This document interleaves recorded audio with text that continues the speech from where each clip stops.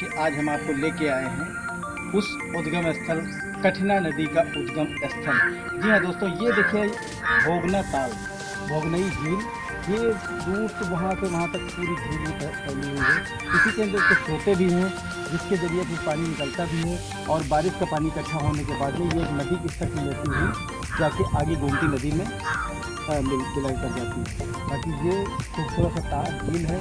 कभी यहाँ कमल के पत्ते भी बहुत और कमल भी हुआ करते थे, लेकिन इस वक्त स्थिति वैसी नहीं है, बारिश का अभाव है।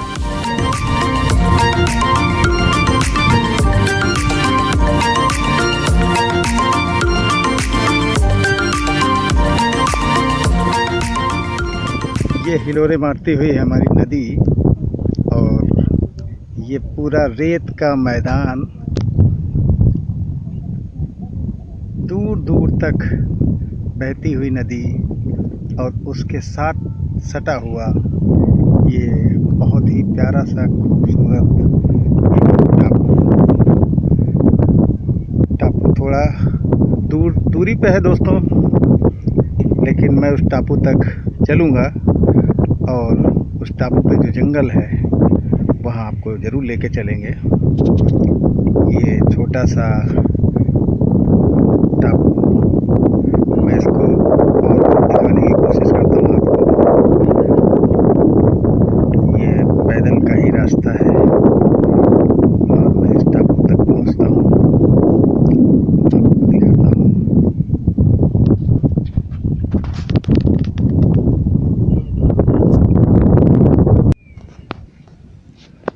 दोस्तों, ये स्थानीय लोगों की नावें हैं, और जिनमें से एक नाव का हम इस्तेमाल करेंगे, जो कि ये पास का टापू है।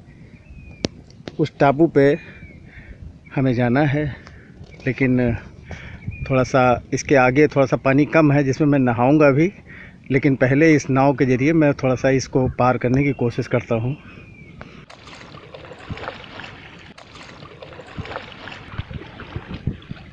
नमस्कार दोस्तों, मैं इस नाव के सहारे वो दूर टापू दिख रहा है, उस टापू तक जाने की कोशिश करेंगे दोस्तों, क्योंकि ये नदी के बीच में छूटा हुआ टापू, हम नाव से ही वहाँ पहुँचेंगे।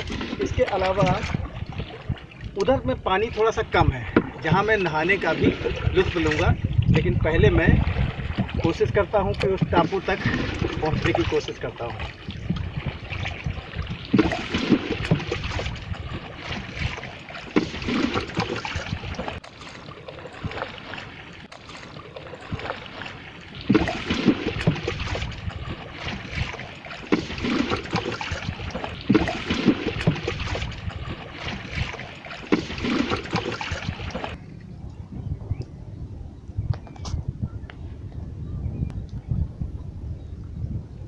दोस्तों, ये स्थानीय लोगों की बोटें हैं जिनसे ये अपना मछली का काम और कुछ आवागमन सामान ले जाने का काम करते हैं लोग, और जिनमें से एक नाव का मैंने आज इस्तेमाल किया है।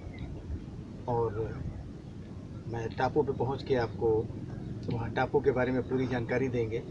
इसके अलावा इस नदी के उस तरफ थोड़ा सा पानी कम है जिसमें मैं नहाऊंगा भी, वो भी आपको दिखाएंगे।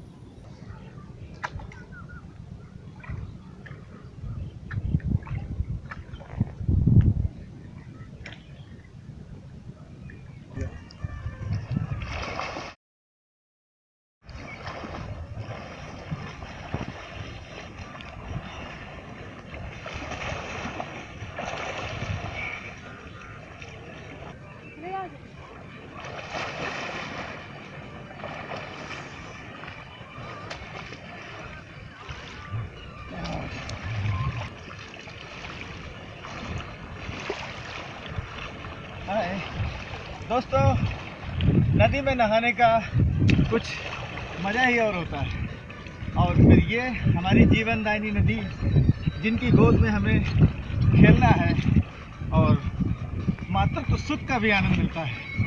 दोस्तों, मैं इसका भरपूर उपयोग करना चाहता हूँ।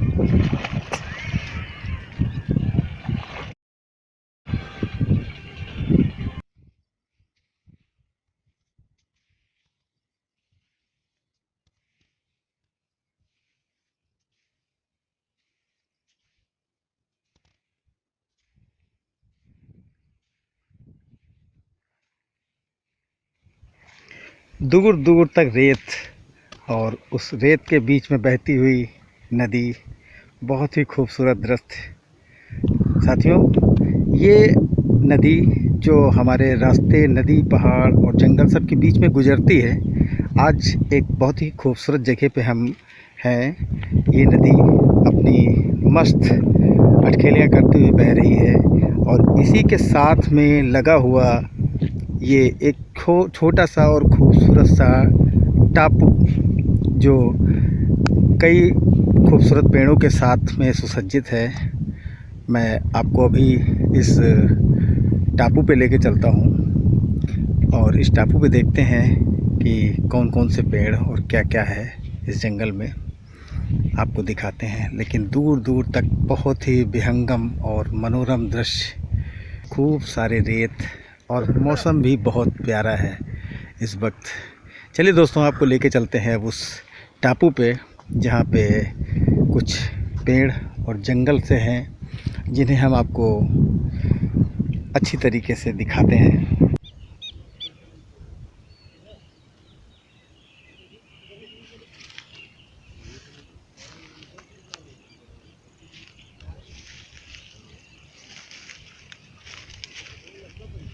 दोस्तों, ये एक पौधा है जो नदी के किनारे रेत पे उगता है।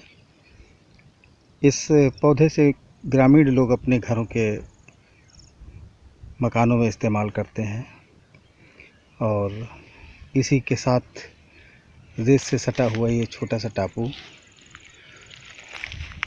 जहां हम आपको लेके चल रहे हैं। और इस टापू के ऊपर जंगल में जितने भी पेड़ पौधे हैं, आपको उनको भी दिखाते हैं।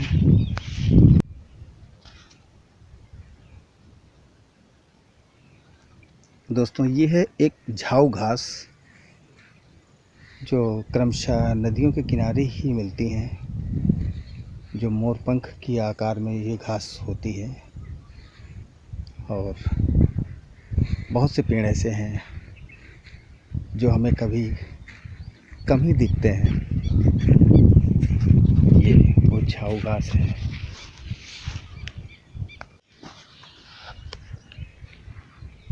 जी हाँ दोस्तों, ये है वो खूबसूरत सा टापू, जो नदी के सटे हुए एक हमें खूबसूरत सा टापू मिला था। आज मैं इस टापू के बारे में दिखाता हूँ। दूर दूर तक रेत ही रेत और आसपास कोई गांव भी नहीं है। बिल्कुल निर्जन और शांत सा टापू, कहीं कोई शोर, कोई कोलाहल नहीं है, बस पक्षियों का चहचहाना ही दिख रहा है। और आपको कुछ पेड़ों के बारे में बताते हैं दोस्तों। ये वो शीशम का पेड़ है जो एक इमारती लकड़ी के काम में आता है। और यहीं पे एक बहुत ही खूबसूरत सा पेड़ है।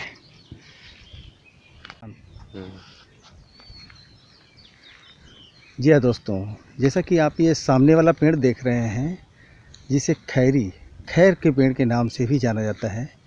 इसकी बहुत बारीक और महीन पत्तियां होती हैं और बताते हैं कि इसी से कत्था, हमारी भाषा में कत्था इसी से बनाया जाता है।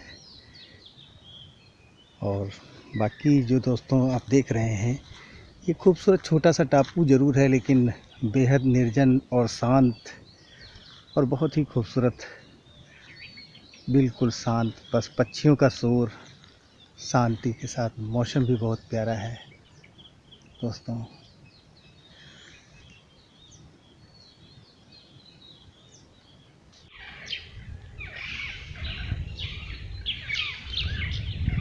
दोस्तों, इसी टापू के पास ही में कुछ और भी पेड़ लगे हुए हैं। जैसा कि आप देख रहे हैं, ये अर्जुन के पेड़ हैं। छोटा मोटा अर्जुन का जंगल भी कह सकते हैं। तो पक्षियों का चहचहाना, बहुत ही रोमांचक दृश्य। ये सारे के सारे पेड़ अर्जुन के हैं, जो इसी टापू पे मौजूद हैं। हाय दोस्तों, इस टापू पर एक मेरा पहला अनुभव था कि इस टापू पे मैं आया। लेकिन इस टापू पे ऐसा कुछ भी खाने योग्य चीज़ें नहीं थी, लेकिन फिर भी इस टापू पे हमें बहुत अच्छा लगा, क्योंकि चारों तरफ पानी है इस टापू के, और बीच में ये कई किलोमीटरों का जंगल है, जिसमें बिल्कुल शांत सुरम्य बहुत ही अच्छा लग रहा है। लेकिन इस टापू पे मुझे कुछ नहीं मिला है, लेकिन जो भी है वो ठीक है। और इस टापू के पर आने का मेरा पहला अनुभव बहुत ही सुखद पूर्वक रहा। आशा है आपको भी ये टापू बहुत अच्छा लगा होगा। ठीक है अब दोस्तों, अब हम चलते हैं अपनी मंजिल की ओर, यानी कि उद्गम स्थल कठिना नदी की ओर।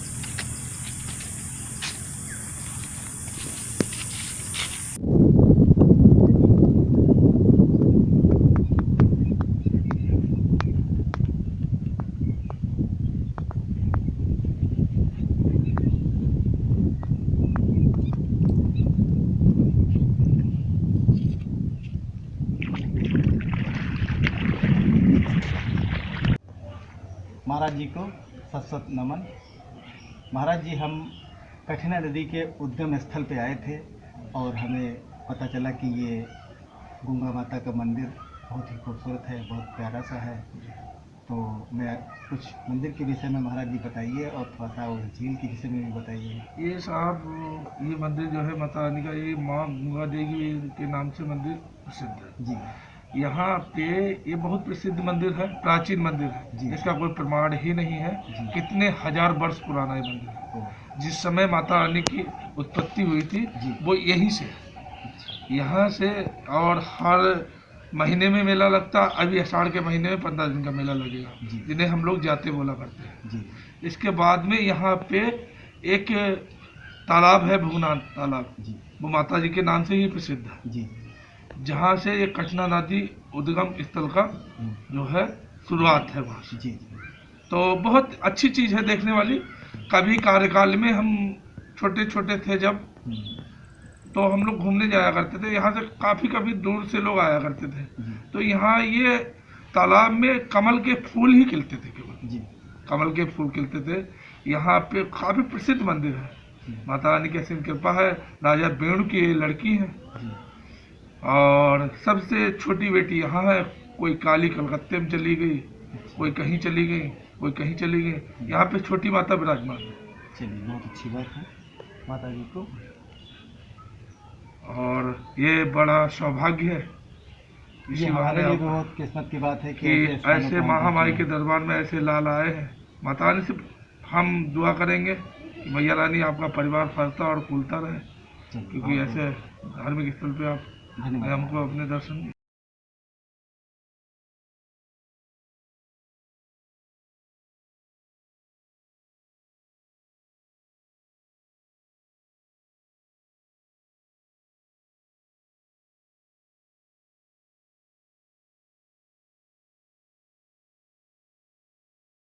दोस्तों, ये बहुत ही प्राचीन मंदिर है माता गंगा रानी का। आज बहुत सौभाग्य की बात है कि हम इनके दर्शन हमें प्राप्त हुए हैं। दोस्तों, इतना प्राचीन और दुर्लभ मंदिर आज उपेक्षा का ही शिकार समझिए, लेकिन हम अपने दर्शकों से कहेंगे कि वो ऐसे खूबसूरत और प्राचीन और दुर्लभ मंदिरों के संरक्षण के लिए एक बार आगे आएँ। जिस तरीके से हमारे महाराज श्री सचिन गिरी जी ने इस मंदिर के लिए अपना पूरा योगदान दिया है और जीवन पर्यंत लोगों की सेवा करी है, तो हम चाहते हैं कि आप लोग भी आगे आएं और मंदिर के विषय में थोड़ा सा लोगों को बताएं।